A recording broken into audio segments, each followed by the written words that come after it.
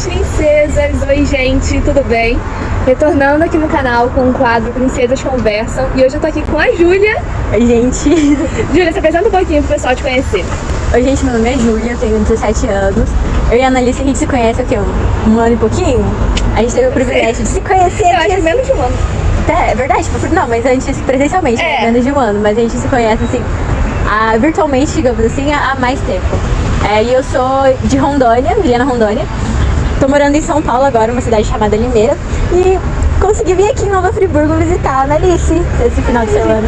Porque nós temos algo muito especial, que é o lançamento do livro A Conversa no Poço. Inclusive, você pode comprar o livro clicando no link aqui embaixo na descrição, tanto o físico quanto o e-book no Kindle. Então, o assunto de hoje é mais um bate-papo mesmo.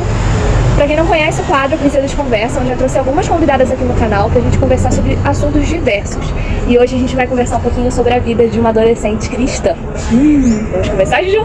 Vamos. Você tem alguma inspiração na vida com Deus?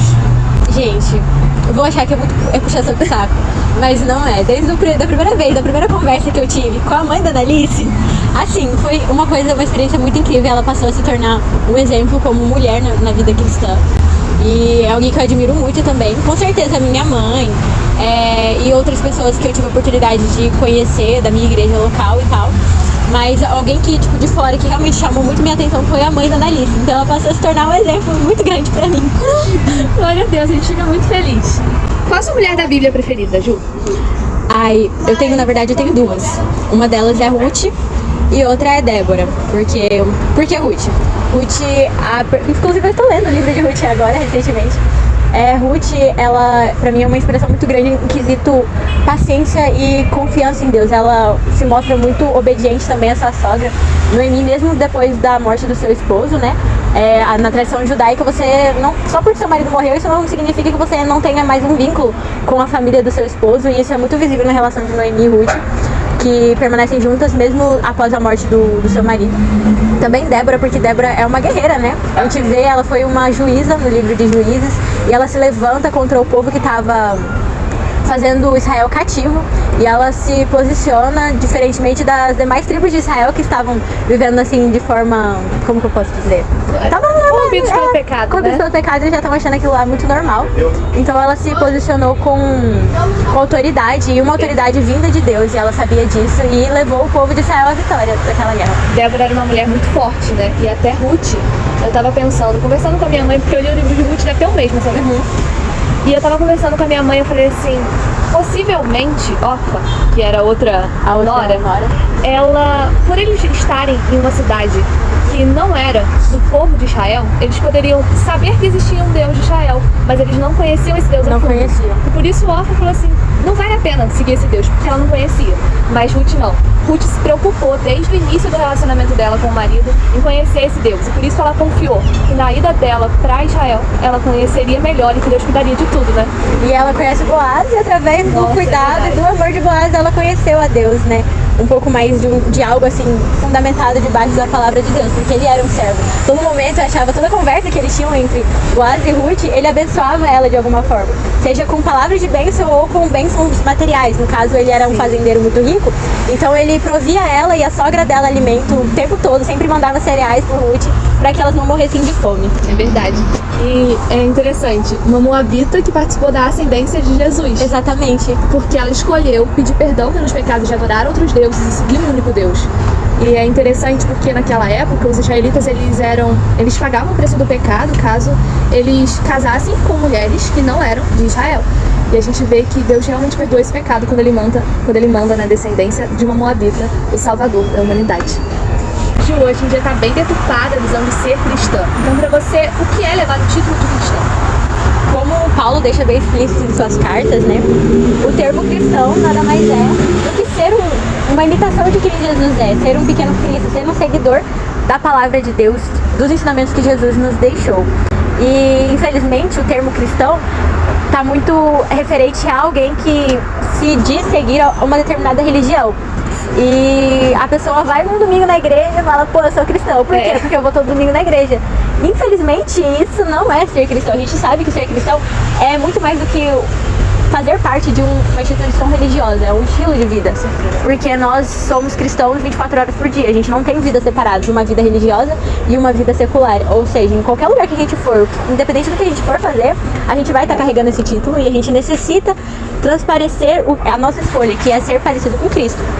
Então, de um termo geral, é buscar se parecer com Cristo, ser semelhante a Ele. Porque a gente sabe que não é uma caminhada fácil, é um processo longo e a gente vai falhar várias vezes, mas pela graça dele a gente tem a chance de ser redimido e começar de novo. E diariamente fazer pergunta: o que Jesus faria na minha situação? Exatamente. É o que rege a nossa vida, né? Pensar, pô, mas e aí, o que Jesus já fez, o que ele faria, como ele agiria? E pedir pra observar, digamos assim, o mundo aos olhos de Jesus. Tem sido uma das coisas que tem me auxiliado na minha vida cristã.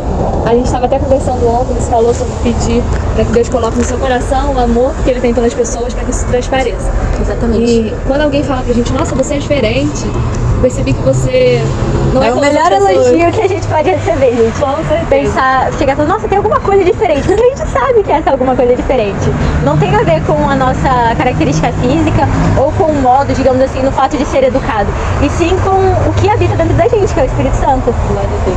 É verdade, é o brilho do Espírito Santo. É o brilho do Espírito Santo. Tenho certeza que para muitos adolescentes é muito complicado dizer que segue Jesus, até pelas influências das amizades ou com vergonha. E como é para você, dentro da sua escola, do curso, como que é para você transparecer Jesus, mesmo com tudo que o mundo tem nos oferecendo? Cara, é uma experiência muito louca, porque tudo começa com quebras de estigmas, de barreiras e de identidades que as pessoas já te dão somente pelo fato de você ser cristã, sabe? As pessoas já têm um personagem caracterizado já com o rótulo cristão, que é aquela o quê? Aquela pessoa chata que não pode ver ninguém fazendo algo que tá fora da realidade dele, que já vai lá: você vai pro inferno porque está fazendo isso, ou algo assim. E nós sabemos que esse título, digamos assim, é consequência de pessoas que se denominam cristãs, mas não vivem como Cristo. Isso mostra nas perguntas anteriores. São pessoas que se dizem seguidores de Cristo, que na verdade não tem nada a ver com Cristo. Parece qualquer outra coisa, menos com Cristo. Sim, e dá um mau exemplo. Exatamente, é um mau exemplo do crente, digamos assim. E é o que acaba criando uma barreira muito grande entre as pessoas que nunca tiveram contato com o cristianismo e nós que estamos ali para mostrar quem é Cristo. Então tudo começa com essa quebra de barreiras entre os seus colegas, entre familiares até mesmo. E tem sido uma experiência muito diferente, agora que eu tô morando numa cidade diferente da que eu nasci, onde as pessoas não me conhecem, porque eu venho de uma cidade bem pequena, com 100 mil habitantes. E querendo ou não, todo mundo meio que já me conhecia minha família, eu venho de uma família cristã, então já sabiam que eu era cristã. Então tem sido uma experiência muito, muito louca, cara. Jesus tem feito muitas coisas ao ponto de, tipo, eu precisar falar: eu sou cristã. Não é assumir, pegar e falar: eu sou cristã. Ah, mas tal coisa, não, porque eu sou cristã, então eu não faço esse tipo de coisa. Não porque eu não posso, porque eu não quero. E é uma das coisas que mais tem vindo, tipo, em direção a mim, é tipo a questão da liberdade que eu tenho e das escolhas que eu faço de me abster de certas coisas, né? Porque eu tenho 17 anos e as pessoas ao meu redor, como eu faço curso pré-vestibular, a maioria são pessoas maiores de idade. Então a galera já começa a sair pra festa, fazer coisas que adultos normais fariam. E quando elas não me veem compactuar com as mesmas ideias, com os mesmos hábitos, mesmo linguajar principalmente, elas ficam: nossa, mas por quê, né? Ah, eu sou cristã. Ah, tá explicado. É uma das coisas que eu mais escuto também. Então a gente trabalha muito primeiro pra demonstrar como é o Cristo de verdade, não o que as pessoas fizeram elas pensar que seria Jesus um Deus cheio de regras que vai te fazer seguir tudo isso, tipo, te moldar com mãos de ferro, digamos assim. A gente sabe que a moldagem vem de dentro pra fora, a partir da sua escolha de mudança de vida, e ela vai acontecendo gradativamente. E a gente tá ali pra demonstrar isso, que a gente vive pelo amor de Cristo, a gente recebe desse amor e tem a necessidade de transmitir. Da mesma forma que nós pecamos, as outras pessoas pecam também. E isso não nos faz melhor que ninguém, isso não nos faz privilegiados. A gente não pode olhar pra alguém e falar: pô, eu vou pro céu, você vai pro inferno, porque a gente não tem essa autoridade. Isso do livre-arbítrio, né? Você falou que é uma escolha não pecar, é uma escolha não ir pra festa, é uma escolha não beber. E eu tava até numa conversa essa semana, ontem, se eu não me engano, ontem, com o pessoal da minha sala. Eu tô no primeiro ano do ensino médio. E eu tava conversando com eles sobre carnaval. Tinha uma menina que ela tava sendo meio que julgada: nossa, você não vai no carnaval? Você tem medo? Aí eu falei: Fulana, você tá certo de não ir no carnaval. E aí um garoto levantou na mesa dele e falou assim: não, ela dela são pontos diferentes. Ela tem medo de ir no carnaval porque pode acontecer alguma coisa com ela lá dentro. Você tem medo do demônio. Quando ele falou isso, ele falou isso. Eu não tenho medo do demônio, meu amor. Pra deixar bem claro. Aí eu falei assim, não é medo, eu não concordo com o carnaval, eu não concordo com tudo que é feito no carnaval. E aí ele falou, nossa, mas é cultura. Eu falei assim, gente, são músicas sem cultura, são fantasias onde você gasta milhões de reais, sabe, essas coisas. Então, é um livre-arbítrio, é uma escolha. Eu escolhi não ir no carnaval, porque lá dentro fere os meus princípios, tudo que acontece em um carnaval. Exatamente. E, nossa, esse argumento da cultura, se a gente for pegar o primeiro carnaval que pisou no solo brasileiro, isso porque a gente tá no Rio de Janeiro, que foi onde nasceu essa cultura, digamos assim, é totalmente diferente, os propósitos, o sentido da festa em si são totalmente diferentes do início, né? Foi uma coisa que o ser humano moldou aos seus prazeres, né? E a gente, da carne mesmo. exatamente, e a gente vive pra abdicar da nossa carne, né? Uma luta constante da carne contra o espírito, então a gente tem que estar vigiando o tempo todo. Isso aí. Pra finalizar, eu quero perguntar qual a sua maior dica para adolescentes cristãs? Gente, com as minhas poucas experiências, mas que assim, se acontece uma vez já não é pra acontecer de novo, é literalmente se dispor a ouvir a voz de Deus. Quando a gente tá iniciando a nossa caminhada com os nossos próprios pés, porque eu entendo que é um dilema que as pessoas que nascem dentro da igreja têm. É diferente das pessoas que entram pra igreja, digamos. Entram pra igreja não nesse sentido, assim, instituição igreja, mas tem a decisão de se aproximar de Cristo após, tipo, nunca nem ter ouvido falar, digamos assim, novo convertido, pra ficar mais claro. E alguém que nasce no berço cristão, tem essa diferença. Porque muitas pessoas se prendem no comodismo e na rotina de todo domingo acompanhar os seus pais na igreja, de ter um ciclo de amizades voltado pra dentro da igreja, mas é porque foi ali que você foi criado, não foi algo que você escolheu. E a gente sabe que não é a fé dos nossos pais que nos salva, que não é a nossa rotina que nos salva, tem tudo a ver com a nossa escolha. A gente acabou de falar isso, pensando sobre a questão do livre-arbítrio.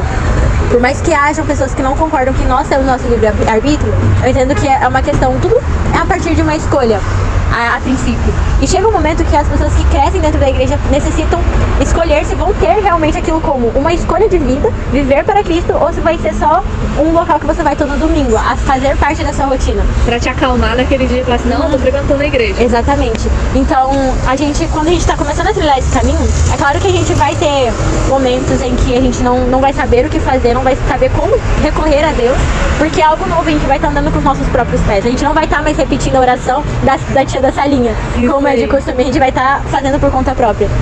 E às vezes a gente se empolga tanto falando que a gente esquece de ouvir. E esse é o meu principal conselho, a gente se atente a ouvir a voz de Deus, a ouvir o que Deus tem a dizer pra nós. Com certeza Ele quer nos ouvir, Ele quer ouvir as nossas dores, o motivo do nosso choro, o motivo da nossa risada, mas Ele também quer falar o nosso coração. E às vezes a gente passa tanto tempo falando que a gente, sabe, tampa nossos ouvidos pra voz de Deus. Se a gente não escuta a voz de Deus, a gente vai estar escutando outras vozes. A voz do mundo, a voz das nossas inseguranças, a voz do nosso eu, da nossa carne e a voz de Satanás. E é nisso que a gente acaba fazendo as nossas escolhas erradas, mesmo estando debaixo de um relacionamento com Deus, digamos assim. A gente vai pensar que tá tudo bem, porque meu devocional tá em dia, eu tô lendo a Bíblia todo dia, eu tô orando todo dia, então eu tô tranquila com Deus. Cai na rotina, mas a gente não tá tendo aquela troca e recebimento, porque a gente tá com os nossos ouvidos tampados, a gente não está ouvindo o que Deus tem a dizer, como Ele quer nos instruir, o que Ele quer transformar na gente, sabe? Então que a gente abra os nossos ouvidos pra ouvir a voz de Deus e que a gente, em certos momentos, aprenda que o nosso silêncio é uma porta para Deus falar conosco. Glória a Deus. Quero deixar 2 versículos para vocês, na verdade 3. 2 passagens diferentes.